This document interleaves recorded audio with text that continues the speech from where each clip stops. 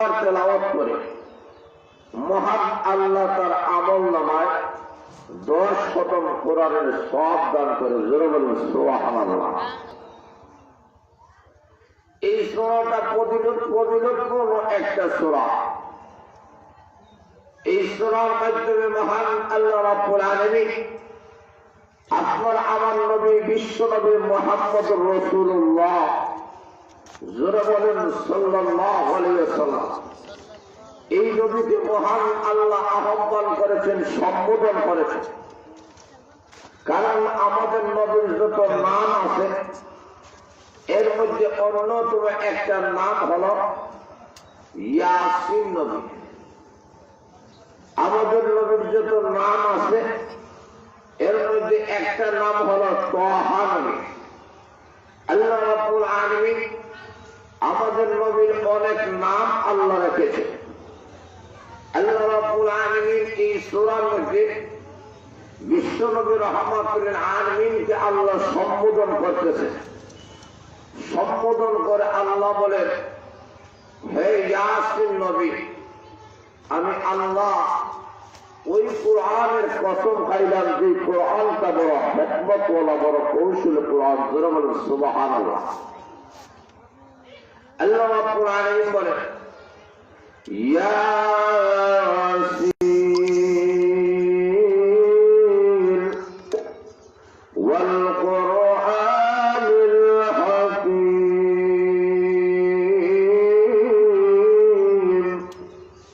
আল্লাহ রাব্বুল আলামিন বলেন, ও ইয়াসিন নবী, ওই কোরআনের কসম যে কোরআনটা বড় হিকমতওয়ালা, বড় কৌশলী কোরআন। কোরআন যারা গ্রহণ করবে এরা কখনো ভোলা হবে না, মূর্খ হবে না। কারণ কোরআনটা বড় হিকমতওয়ালা। এই কোরআন যারা গ্রহণ করবে আল্লাহ বলেন তাদের ইজ্জত এবং সম্মান এবং তাদের মর্যাদা দুনিয়াতেও যেমনি ভাবে বাড়বে, আখিরাতেও বাড়বে। জোরে বলেন সুবহানাল্লাহ। তাহলে বোঝা গেল কোরআনটা আল্লাহ রাব্বুল আলামিনের কুদরতি জবান থেকে সর্বপ্রথম উচ্চারিত হয়েছে। আল্লাহ রাব্বুল আলামিন এই কোরআন থেকে বিশ্বনবী রাহমাতুল আলামিনের কাছে জিবরাইল আলাইহিস সালামের মাধ্যমে আল্লাহ নাযিল করেন।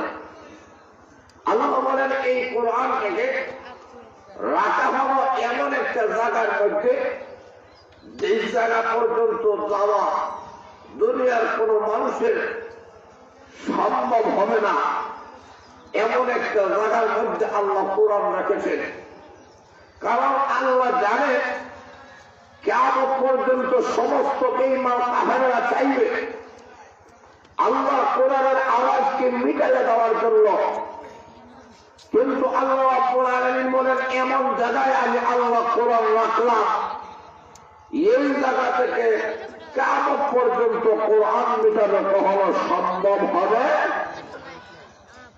এই জায়গার নামও আল্লাহ বলে দিয়েছে, বাল হুয়া কুরআনুম মাজিদ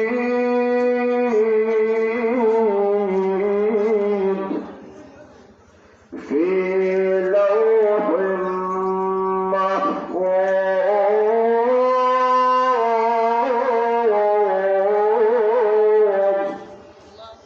আল্লাহ বলে এমন একটা কোরআন যে কোরআন থেকে লৌহে মাহফুজের মধ্যে সংরক্ষিত একটা তক্তার মধ্যে আল্লাহ লিপিবদ্ধ করে রেখেছেন। সেই জায়গা পর্যন্ত যাওয়ার পৃথিবীর কোন মানুষের দোষ সাহস নাই। আল্লাহ রাব্বুল আলামিন বলেন, ওই জায়গায় কোরআন রাখা হয়েছে।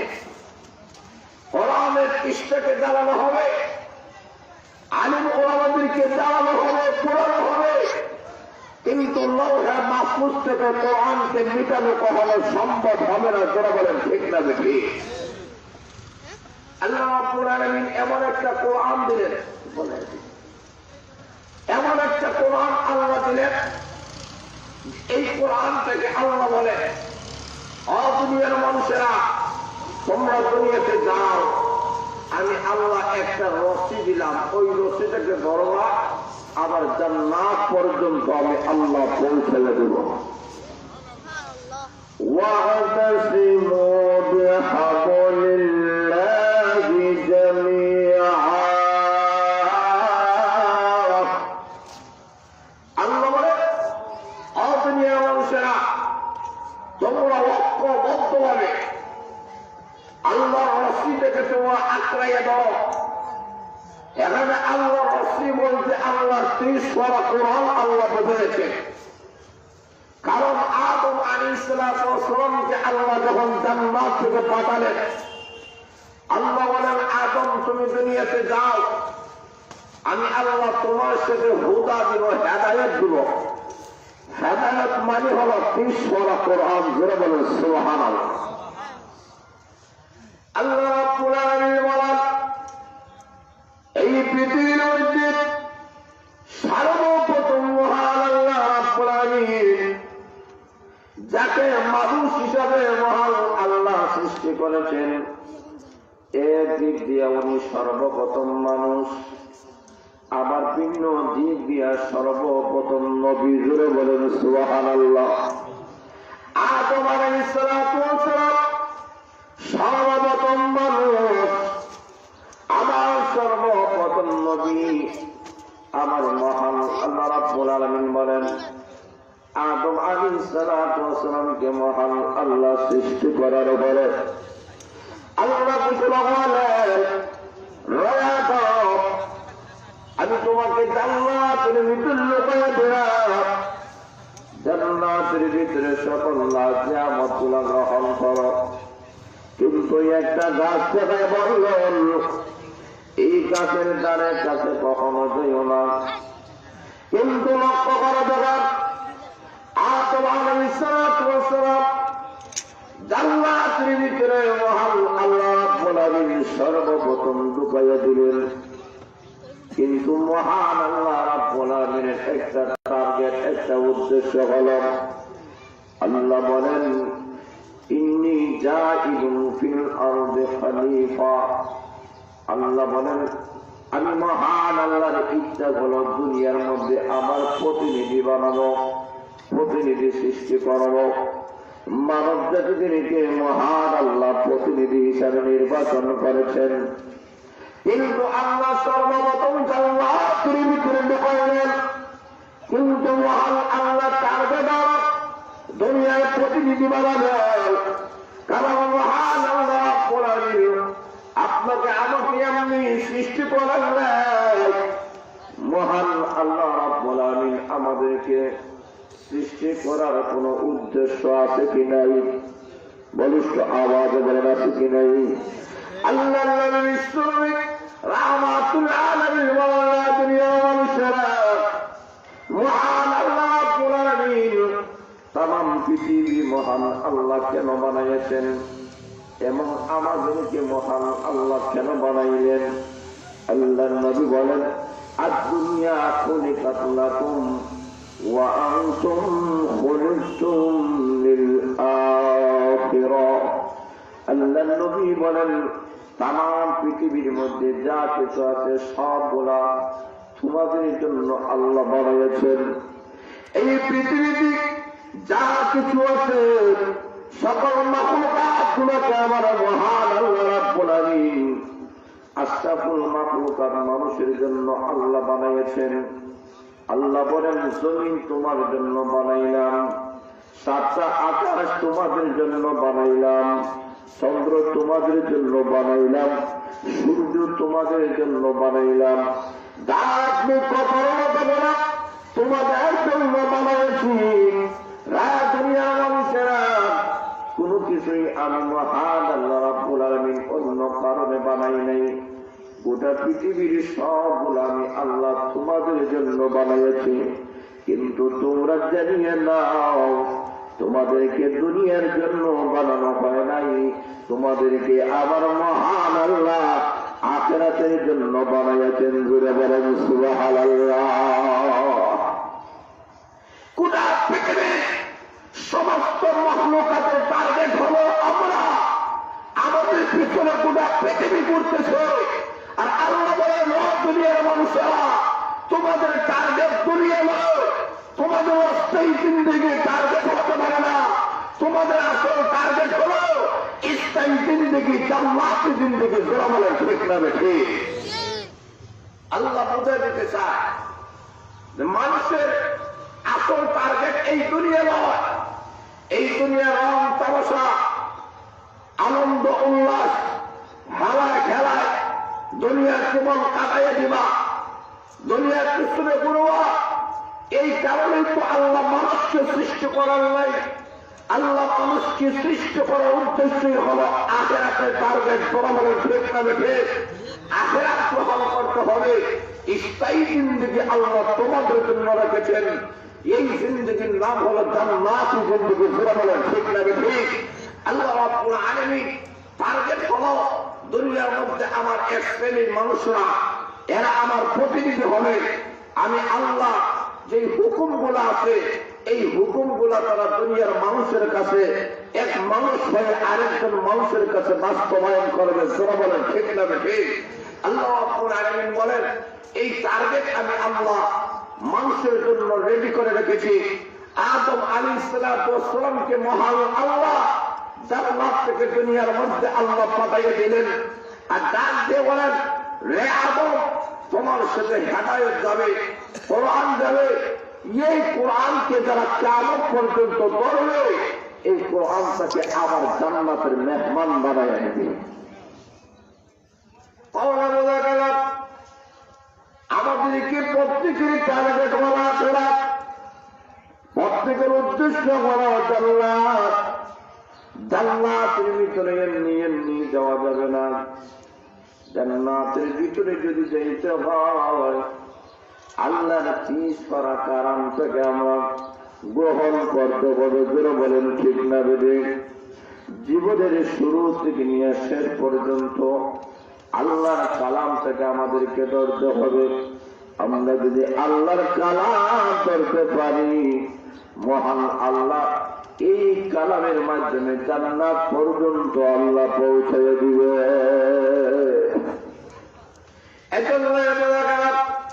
আর কোন জিনিসের মাধ্যমে হবে না, আল্লাহর কালামকে ধারণ করতে হবে, কোরআনকে গ্রহণ করতে হবে। আর যারা কোরআন তাদের সামনে থাকার পরে কোরআন গ্রহণ করবে না, আল্লাহ কোরআনের মধ্যে উল্লেখ করে দিয়েছেন, وَمَنْ أَعْرَضَ عَنْ ذِكْرِي فَإِنَّ لَهُ مَعِيشَةً ضَنكًا وَنَحْشُرُهُ يَوْمَ الْقِيَامَةِ أَعْمَى। আল্লাহ রাব্বুল আলামিন বলেন, এক শ্রেণীর মানুষেরা এরা কোরআনকে বর্জন করেছে, কোরআন থেকে মুখ ফিরে নিয়েছে। কোরআনকে বর্জন করার অনেক ব্যাখ্যা উল্লেখ করা হয়েছে। এর মধ্যে একটা ব্যাখ্যা হলো আল্লাহর কালামকে মানে না, বিশ্বাস করে না, এমন কোরআন অস্বীকারী দুনিয়ার মধ্যে আছে কি নাই? আরো জোরে বলেন। এদেরকে বেঈমান কাফির বলা হয়, যারা আল্লাহর কালাম মানে না। দুই নম্বর হলো আল্লাহর কালাম মানে, কিন্তু আল্লাহর কালামে কিছু বিধান মানে, কিছু বিধান মানে না, এমন লোক সমাজের মধ্যে আছে কি নাই? আরো জোরে বলেন। সেখানে যারা মত হবে ওইগুলো মানবে, আর যেটা নিজের মন মতো করবে না এইগুলা ছেড়ে দিবে। আল্লাহ রাব্বুল আলামিন বলেন, কিছু মানুষের অবস্থা হলো এমন, আল্লাহর কালামের কিছু বিধানগুলা মানে, কিছু বিধানগুলা মানে না। আফাতুমিনুনা বিবাদিল কিতাবি ওয়া তাকফুরুনা বিবাদ। আল্লাহ রাব্বুল আলামিন বলেন, তোমরা কি আল্লাহর বিধানের কিছু অংশ মানো না, কিছু অংশ মানো না?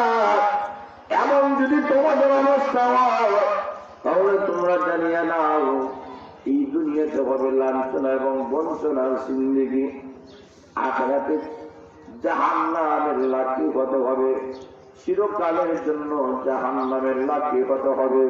তাহলে বোঝা গেল কোরআনের সকল আয়াত সকল শব্দগুলা বিশ্বাস করার নাম ঈমান। জোরে বলেন ঠিক না বেঠিক?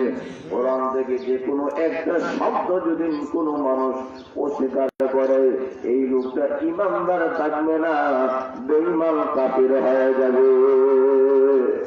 কথা বলেন ঠিক না বেঠিক? একটা মাত্র শব্দ, সেই শব্দ যেমন আমাদের নবী বিশ্বনবী রাহমাতুল লিল আলামিন সর্বশেষ নবী, আমাদের নবী শেষ নবী, সর্বশেষ নবী। কোন মানুষ যদি আমাদের নবীকে নবী মানে কিন্তু শেষ যদি মানে না, ওনার ঘরে গোলাম মোহাম্মদ কাদিয়ানী নবী হয়ে আসতে পারে। জোরে বলে নাউযুবিল্লাহ। শুধু আমাদের নবীকে নবী তো মানলো কিন্তু শেষ মানলো না, আল্লাহ বলেন সৌদি ইমান কাফির। জোরে বলে ঠিক না বেঠিক? তবে নবীকে মানতে হবে শেষ নবী হিসাবে। জোরে বলে ঠিক না বেঠিক? হাত আমাদের নবীজির, আমাদের নবী শেষ নবী এই হিসাবে মানতে হবে। আমাদের নবী শেষ নবী এটা মানতে হবে। যারা আমাদের নবীকে মানে কিন্তু শেষ মানে না, গোলাম আহমদ কাদিয়ানীকে নবী মানে, এরা বেঈমান কাফির। জোরে বলে ঠিক না বেঠিক? তাহলে বোঝা গেল একটা মাত্র শব্দ যদি অস্বীকার করে, ওই লোকটা কখনো ঈমানদার থাকতে পারে না, সাথে সাথে বেঈমান কাফির হয়ে যায়।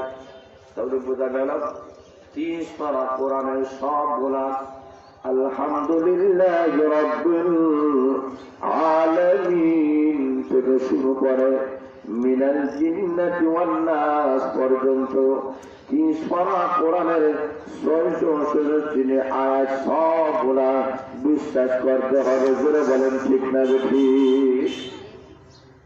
সবগুলা বিশ্বাস করার নাম ঈমান। যে কোনো একটা শব্দ যদি কেউ অস্বীকার করে, এই লোকটা কখনো ঈমানদার হতে পারে। তাহলে বোঝা গেল আল্লাহ রাব্বুল আলামিন বলেন আরেক শ্রেণীর মানুষ হলো এরা কোরআনের কিছু বিধান বলে আজ এইগুলা তার বিপক্ষে চলে যায়, এমন বিধানগুলা মানবে না। আল্লাহ বলেন এদের দুনিয়াতে শাস্তি বলো বাঞ্ছনা বঞ্চনার জিন্দেগি, আখিরাতের শাস্তি হলো জাহান্নাম। জোরে বলেন ঠিক না বেঠিক?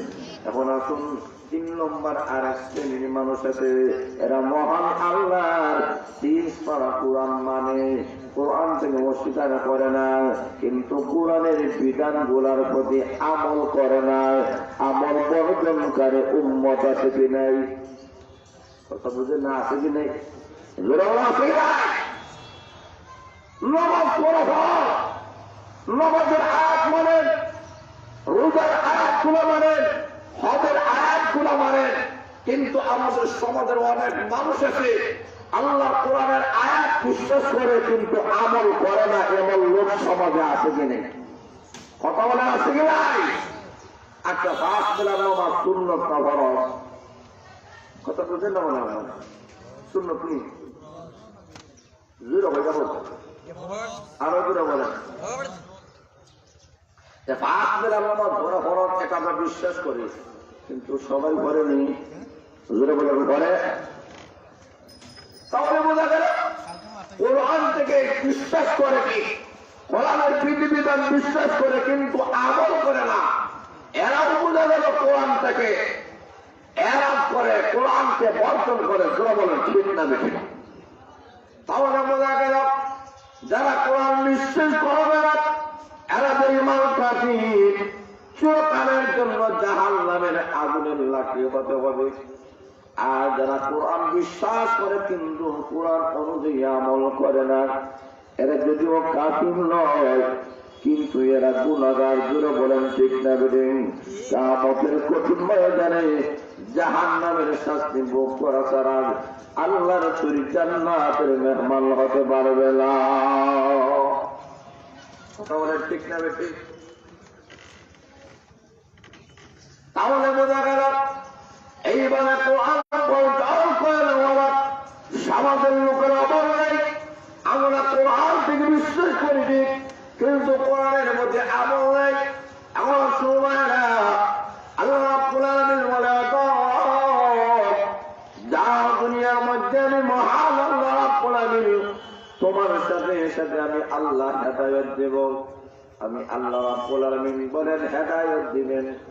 হেদায়েতের মাধ্যমে মহান আল্লাহ আবার জান্নাত পর্যন্ত আল্লাহ পৌঁছাইয়া দিবেন। আল্লাহ রাব্বুল আলামিন বলেন, এই সূরা কুরআন আমি আল্লাহ তোমাদের সামনে রেখে দিলাম, এই কোরআনটাকে ধরো, কারণ কোরআন হলো আমি মহান আল্লাহর রশি, এই রশি থেকে তোমরা ধরবা। এই কোরআন তোমাদেরকে আল্লাহ তুই জান্নাতের মেহমান বানাইয়া দিবে। জোরে বলেন সুবহানাল্লাহ। তাহলে বলা গেল এই কোরআন এমন একটি কোরআন, এই কোরআন আস্তে আস্তে বাদগাঁও এলাকা পর্যন্ত এসে পৌঁছে গেছে। এই এলাকার মধ্যে কোরআন আছে কি নাই? কথা বলেন, আছে কি নাই? কোরআনের মাদ্রাসা আছে কি নাই? আল্লাহ বলেন, দুনিয়ার মানুষেরা রে, এই কোরআনের মাদ্রাসা যদি তোমরা ধারণ করতে পারো, কোরআনী মাদ্রাসা গুলাকে যদি গ্রহণ করতে পারো, কোরআনী মাদ্রাসার সাথে যদি তোমাদের সম্পর্ক হয়, এই কোরআনী মাদ্রাসার সাথে সম্পর্ক হওয়ার কারণে তবে মায়েরা কেমন ভাবে সম্পর্ক হবে? এই মাদ্রাসায় জমি দিয়া, বিল্ডিং দিয়া, রুম দিয়া, কিতাব দিয়ে যে যেইভাবে ভাবে পারেন সর্বাত্মক ভাবে যদি এই কোরআনী মাদ্রাসাটাকে যদি মহব্বত করেন, ভালোবাসেন, আগাইয়া নিয়ে যান, তখন বোঝা গেল স্বয়ং কোরআনকে আপনি ভালোবাসেন।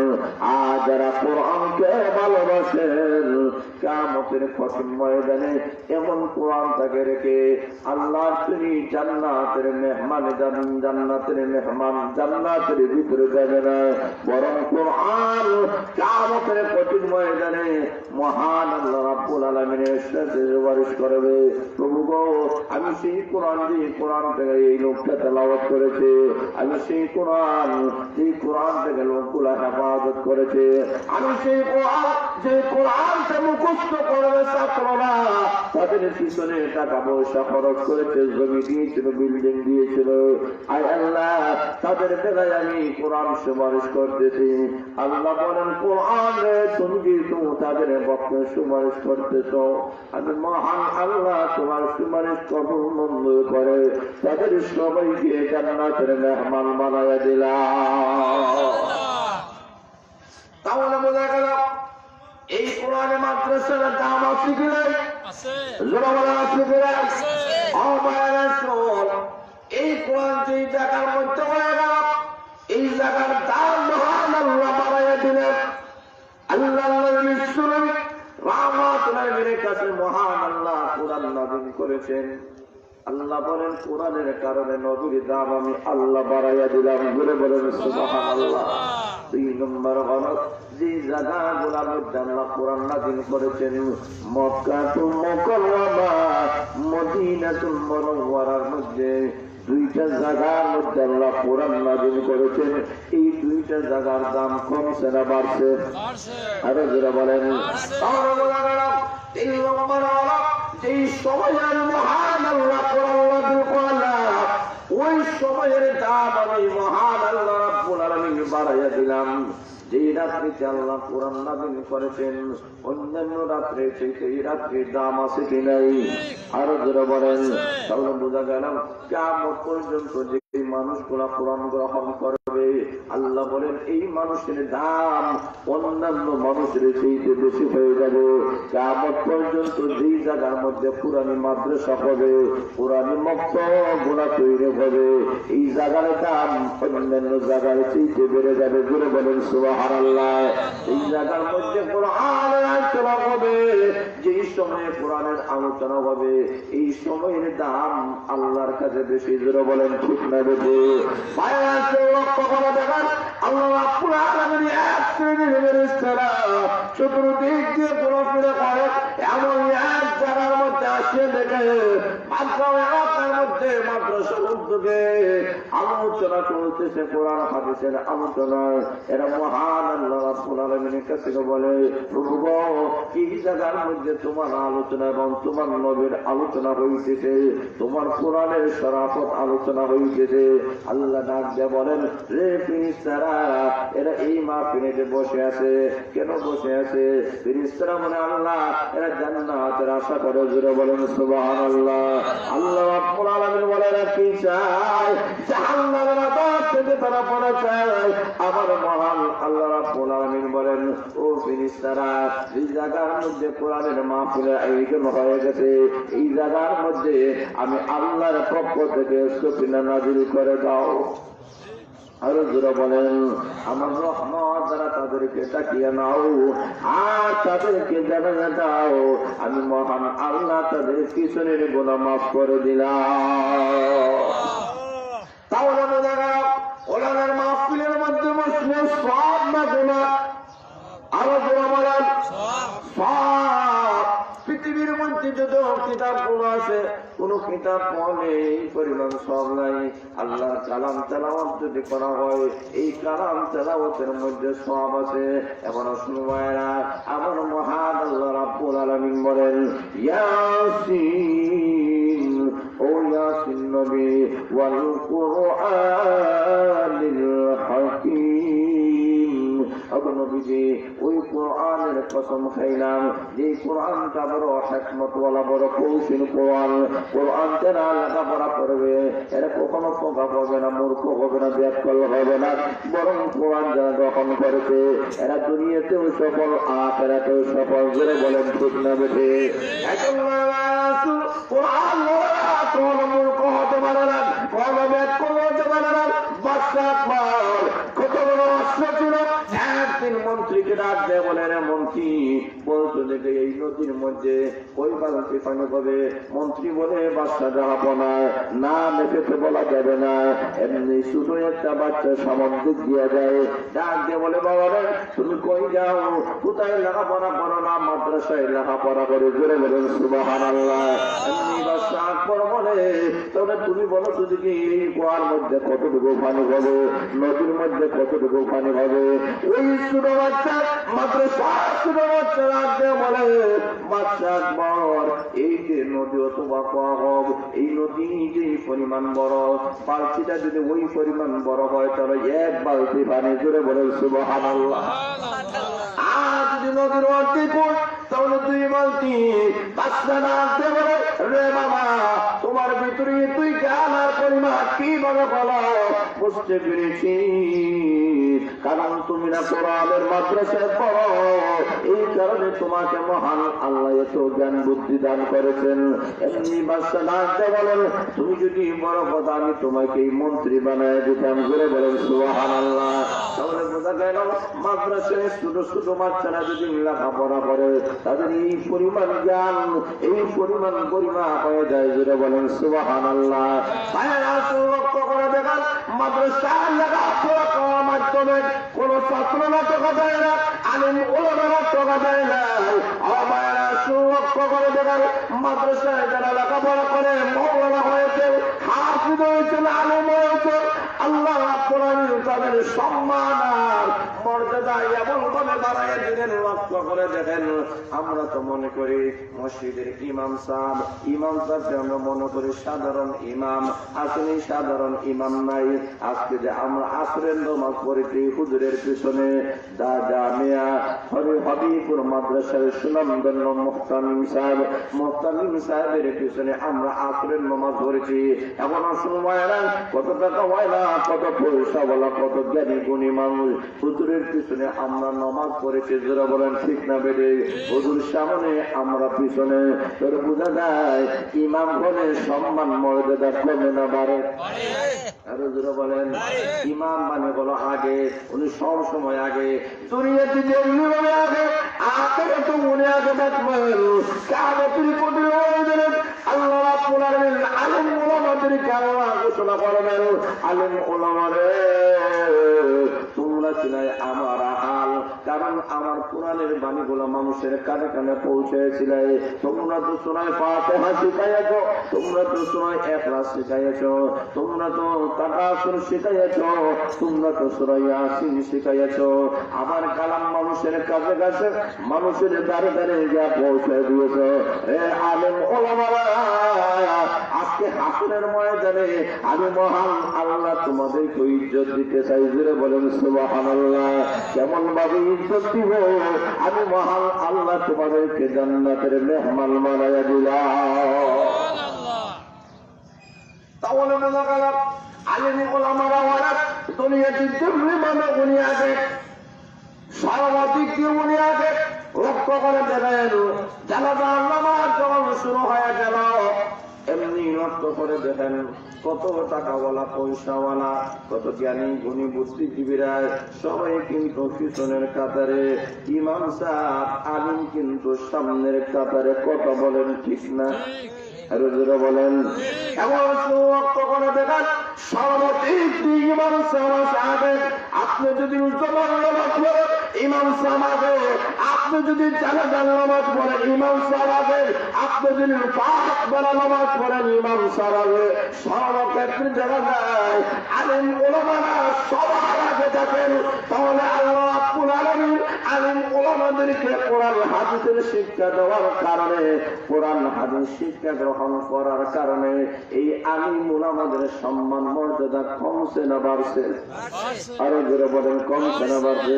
এমন মায়েরান আমাদের মসজিদের যিনি ইমাম হয়ে যান উনি যখন আল্লাহু আকবার বলে যখন হাত বাঁধেন, আমি উপরে হাত বাঁধি, উনি রুকুতে যায়, এরপরে আমি রুকুতে যাই, উনি রুকুতে উঠে পরে আমি উঠি। কোন মানুষ যদি মনে করে ইমাম সাহেবের কথায় কেন নামাজ পড়তাম, ইমাম সাহেব রুকুতে উঠার আগেই যদি মুসল্লি যদি আগে দাঁড়াইয়া যায় নামাজ হইবনি? কথা বলেন, আরো জোরে বলেন। হবে না কেন হবে না?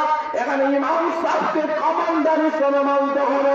ওনার কথা অনুযায়ী উনি রুকুতে যাওয়ার আগে আপনি জেনে নামাজ হবে না, উনি সেজদায় যাওয়ার আগে সেজদায় চলে গেলে এখানে নামাজ হবে না, এখানে আপনার কিছুই চলবে না। কারণ এখানে আলিম উলামাদের কথা মতো চলতে হবে। জোরে বলেন ঠিক না? বেরে আল্লাহ রাব্বুল আলামিন বলেন সর্বপ্রথম মহান আল্লাহ আদমকে বানাইয়েছেন। আদমকে শুধুমাত্র মানুষ বানাইতে পারতেন, কিন্তু আদম আলাইহিস সালাতু ওয়াস সালামকে আল্লাহ পাশাপাশি নবী বানাইলেন।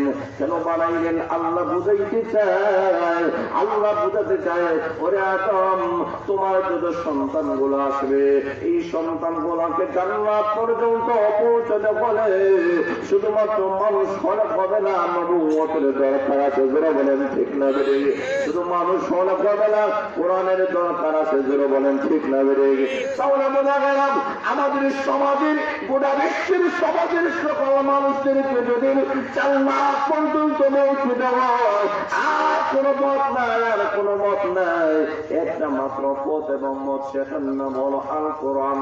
আল কোরআনকে জীবনের সর্বক্ষেত্রে গ্রহণ করো, ব্যক্তিগত জীবন থেকে শুরু করে পারিবারিক জীবন, সামাজিক জীবন, রাষ্ট্রীয় জীবন, আন্তর্জাতিক জীবন, সর্বক্ষেত্রে যদি কোরআন ধারণ করতে পারো এই কোরআন তোমাকে জান্নাত পর্যন্ত পৌঁছে দিবে। তাহলে বলা গেল এই কোরআনের যে মাদ্রাসা বাংলাদেশ লক্ষ্য হয়ে যাবেন, এই মাদ্রাসার ৪৭ বছর হয়ে গেল। আমরা অনেকেই এমনও আছি আমার বয়স তো ৪৭ হয় নাই, কিন্তু লক্ষ্য করে দেখেন ৪৭ বছর আগে এই এলাকার ওলামায়ে কেরাম, মুরব্বিয়ানে কেরাম এমন একটা প্রতিষ্ঠান তৈরি করে গিয়েছেন, যে প্রতিষ্ঠানের কারণে ৪৭ বছর পরে যারা প্রতিষ্ঠা করেছেন আজকে কিন্তু তারা দুনিয়ার মধ্যে নাই। জোরে বলেন ঠিক না? বেরে লক্ষ্য করে দেখান আমরা এই দুনিয়ার মধ্যে দেখবো না ১০০ বছর আগে আপনার দেখায় দেখান ১০০ বছর আগে এই দুনিয়াতে আমরা তো অনেকেই ছিলাম না, যারা এখানে বসে আছেন কারা তো ১০০ বছর হবে আমারও মনে হয় না। তাহলে বোঝা গেল ১০০ বছর আগে আমরা এই দুনিয়াতে ছিলাম না, বর্তমানে আছে ১০০ বছর পরে মনে হয় এই দুনিয়াতেও আমরা থাকবো না। জোরে বলেন ঠিক না? বেরে তাহলে বোঝা গেল আমরাও থাকবো না, আমাদের পরবর্তী প্রজন্মরা আসবে, এরা থাকবে, এরকম কিছুদিন পরে চলে যাবে। কিন্তু এই যে মাদ্রাসা প্রতিষ্ঠা করা হলো, এই যে মুফতি সাহেবুল এই মাদ্রাসা উন্নতির দিকে যে নিয়ে যাইতেছেন এলাকাবাসীদের সহযোগিতার মাধ্যমে, হয়তো একদিন আপনি আমি থাকবো না, কিন্তু কিয়ামত পর্যন্ত এই মাদ্রাসা থাকবে কিনা? আরো জোরে বলেন। তাহলে বলা গেল যুগের পর যুগ সময় সবাই চলে যাবে, কিন্তু প্রতিষ্ঠান গুলা চলে যাবে না। কিয়ামত পর্যন্ত এই কোরআনী মাদ্রাসাটা থাকবে। এই মাদ্রাসাটা কিন্তু আমরা সহযোগিতা করতে পারি। হয়তো একদিন এই দুনিয়াতে আমরা থাকবো না, কিন্তু এই মাদ্রাসার বাগানটা থাকবে। এখান থেকে যারা হাফিজ কোরআন করবে, এখান থেকে যারা আলিম করবে, আউলিয়া করে বাইরে হয়ে যাবে। এরা যখন হাত তুলে দোয়া করবে, আজকে যেমন ভাবে আমরা এই মাহফিলে আয়োজন করিয়া আমরা যেমন অতীতের মুরব্বীর গ্রামের স্মরণ করে চোখের পানি পড়ে তাদের জন্য করলি, ঠিক তেমনি ভাবে আর 20-30 বছর পরে 50 বছর পরে আমি আপনারা এই জায়গায় থাকবো না, কিন্তু আমাদের জন্য এক শ্রেণীর মানুষেরা দোয়া করবে। জোরে বলেন ঠিক না বলে? এই মাদ্রাসাগুলো হলো দুয়ার ঘাটে, জানাজার ঘাটে। আরো জোরে বলেন, আরো জোরে বলেন। মায়েরা তো লক্ষ্য করে দেখেন, লক্ষ্য করে দেখেন, আমরা অনেকেই মারা যাই। মারা যাওয়ার পরে সেই এলাকাগুলোর মধ্যে মাদ্রাসাগুলো আছে, এই এলাকার মধ্যে যদি কোনো মানুষ মারা যায়, এলাকার মানুষেরা যদি সমবেত হয়, হয়তো 1 কাতার 1.5 কাতার হয়, কিন্তু যে এলাকার মধ্যে মাদ্রাসা আছে, মাদ্রাসার 200, 250, 300 জন ছাত্ররা শরীক হয়ে যায়। জোরে বলেন ঠিক না বেড়ে? হতে পারে এই যারা যা এমন কোন আল্লাহওয়ালা থাকতে পারে, মহান আল্লাহ ওই আল্লাহওয়ালার খাতিরে মুরতার জিন্দেগির গুনাহ মাফ করে দিতে পারে। তাহলে বুঝা গেল এই কোরআনিক যে মাদ্রাসা, এই মাদ্রাসাটাকে আমরা মনে প্রাণে যার মাল সব দিয়ে আমাদেরকে সহযোগিতা করতে হবে। জোরে বলেন ঠিক না? বলিস আওয়াজে বলেন ঠিক না? ঠিক। আমাদেরকে এই নিয়ত করতে হবে, আমরা এই দুনিয়ার মধ্যে বিভিন্ন কাজকর্মের পথ পদবি পাওয়ার জন্য আমরা চেষ্টা করি, কিন্তু আমি একটা কথা বলতে চাই, আমরা প্রত্যেকেই এইরকম একটা মন এবং মানসিকতা হওয়া দরকার যে আমি কমপক্ষে মরার আগে মাদ্রাসার একজন সদস্য হয়, মসজিদের একজন সদস্য হয়, মাদ্রাসার একজন সদস্য হয়ে যদি আমি মারা যাইতে পারি, কিয়ামতের দিন যদি আল্লাহ বলেন তুমি কি নিয়ে এসেছ, যদি এই কথাই বলতে পারি আল্লাহ বাদ দাও মাদ্রাসার একজন সদস্য ছিলাম, হতে পারে এই মাদ্রাসার সাথে সম্পর্ক থাকার কারণে মহান আল্লাহ জিন্দেগির গুনাহ মাফ করে জান্নাতের ফয়সালা করে দিতে পারে। কথা বলেন ঠিক না? তাহলে আমাদেরকে কোন জায়গার সদস্য হব এটা আমরা নির্বাচিত করতে হবে। এটা আমাদের গৌরবের বিষয়। আমি বাগদার মাদ্রাসার একজন সদস্য, বাগদার মাদ্রাসার একজন হিতাকাঙ্ক্ষী, একটা মাদ্রাসার সেটা আমার মহব্বত, একজন আলিম ওলামাদের সেটা আমার মহব্বত। এটা জীবনের সবচেয়ে বড় খাওয়া এবং বড় পাওয়া। জোরে বলেন ঠিক না? কারণ এটাই আপনার আমার নাজাতের উসিলা হয়ে যাবে। আল্লাহ রাব্বুল আলামিন কেন তার কারণ হলো নবীর সাহাবায়ে কেরাম যারা ছিলেন তাদের এতই দাম, এতই মর্যাদা কেন হয়ে গেল? কারণ তাদের এতই মর্যাদা হওয়ার 2টা কারণ। একটা কারণ হলো তাদের সম্পর্ক ছিল 30 পড়া কোরআনের সাথে। আরো জোরে বলেন ঠিক না? ঠিক। আর 2 নম্বর তাদের সম্পর্ক ছিল নবীর সাথে, যার কারণে তাদেরকে সাহাবী বলা হয়। জোরে বলেন সুবহানাল্লাহ। তাদের আর কোনো লকব নাই, আর কোনো উপাধি নাই, সাহাবী বলা হয়। কার সাহাবী? এটা নবীর সাহাবী। জোরে বলেন সুবহানাল্লাহ। নবীর সাথে তাদের সম্পর্ক রাখার কারণে, নবীর সহবত গ্রহণ করার কারণে আল্লাহ তাদের এতই মর্যাদা, এতই পদবী আল্লাহ বাড়াই দিলেন যে আল্লাহ ঘোষণা করে দিলেন যে আমার নবীর সমস্ত সাহাবায়ে কেরামের প্রতি আল্লাহ খুশি, তারাও আল্লাহর প্রতি খুশি। জোরে বলেন সুবহানাল্লাহ। এমনকি আল্লাহর নবী বলেন প্রত্যেকটা সাহাবায়ে কেরামদেরকে আল্লাহ জান্নাতের গ্যারান্টি দিয়েছেন। সুবহানাল্লাহ। নবীর প্রত্যেকটা সাহাবী আল্লাহর যদি জান্নাতের মেহমান হবেন, এতই বড় সৌভাগ্য তাদের কিভাবে হয়ে গেল? একমাত্র নবীর সম্পদের কারণে। জোরে বলেন ঠিক না? তাহলে আমাদের সম্মান, আমাদের মর্যাদা কিভাবে হবে? তার 2টা পদ্ধতি। একটা হলো কোরআনের সাথে সম্পর্ক, 2 নম্বর হলো আল্লাহওয়ালাদের সহবতে থাকা, আল্লাহওয়ালাদের কাছে আল্লাহওয়ালাদের সান্নিধ্য থাকা। শেখের পল্লবী রাহমাতুল্লাহ বরকাতুল আলিয়া হযরত আসবেন, হযরতের সামনে বসবেন, হযরতের কাছে বসবেন, দোয়া নেবেন এবং হযরতের কাছে বায়াত হবেন। এই সান্নিধ্য যদি হাসিল করতে পারেন, হতে পারে আপনার আমার জিন্দেগির নাজাতের উসিলা হয়ে যেতে পারে। জোরে বলেন ঠিক না? আর জোরে বলেন ঠিক না? ঠিক। আল্লাহওয়ালাদের হযরত আল্লাহু আকবার বরুণার মুফতি সাহেব হুজুর দামাত বরকাতুল আলিয়া, যাকে পাওয়া যায় না, আপনাদের এলাকায় আহ্বান করা হয়েছে, হুজুরকে দাওয়াত করা হয়েছে। মুক্তামিল সাহেব হুজুরের সাথে হুজুরের গভীর গভীর মহাব্বত, গভীর ভালোবাসা। এই মাদ্রাসা এই এলাকার সাথে হুজুরের খুব ভালোবাসা এবং মহাব্বত। আপনাদের সামনে হযরত আসবেন, আলোচনা পেশ করবেন। এই কারণে আমরা এই সমস্ত বুজুর্গের একরামকে আমরা ভাবো না, আমরা প্রত্যেকে এই নিয়ত করে বসি।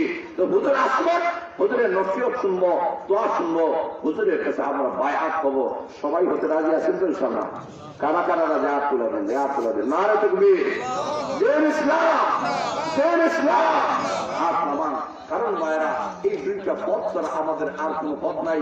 এই কারণে আল্লাহ রাব্বুল আলামিন বলেন, আমার নবীজি এমন একটা কোরআন, যে কোরআনটা বড় হিকমতওয়ালা কোরআনের কসম, ওয়াল কোরআনুল হাকীম। এরপরে আল্লাহ বলেন, ইন্নাকা লামিনাল মুরসালিন। আমার নবীজি নিশ্চয়ই আপনার রাসূলগণের মধ্য থেকে একজন রাসূল। জোরে বলেন সুবহানাল্লাহ। আপনার রাসূল, তাহলে বোঝা গেল কোরআন এবং রাসূল এই দুইটা জিনিসকে নিয়ে কোরআনের বাস্তব জীবন আমাদের সামনে রাখতে হবে এবং রাসূলের আদর্শটাকে আমরা লালন করতে হবে। আজকে আমাদের সর্বক্ষেত্রে রাসূলের আদর্শ পালন করতে হবে। আমাদের খানা, আমাদের ঘুম, আমাদের উঠা বসা, আমাদের ব্যবসা বাণিজ্য, আমাদের লেনদেন সব করা যেন বিশ্বনবীর সুন্নত তরিকা অনুযায়ী হওয়া দরকার। যারা বলেন ঠিক না, আরো যারা বলেন ঠিক না, বেশি তাহলে বুঝা গেল আদান কিছু নেই। আচ্ছা, যাই হোক, তাহলে আল্লাহ রাব্বুল আলামিন আপনাদেরকে, আমাদেরকে সবাইকে যেন এই দ্বীনি প্রতিষ্ঠানের সাথে মরণ পর্যন্ত তাহার তৌফিক দান করেন। সবাই বলেন আমিন। ওয়া আখিরু দাওয়ানা আলহামদুলিল্লাহি রাব্বিল আলামিন।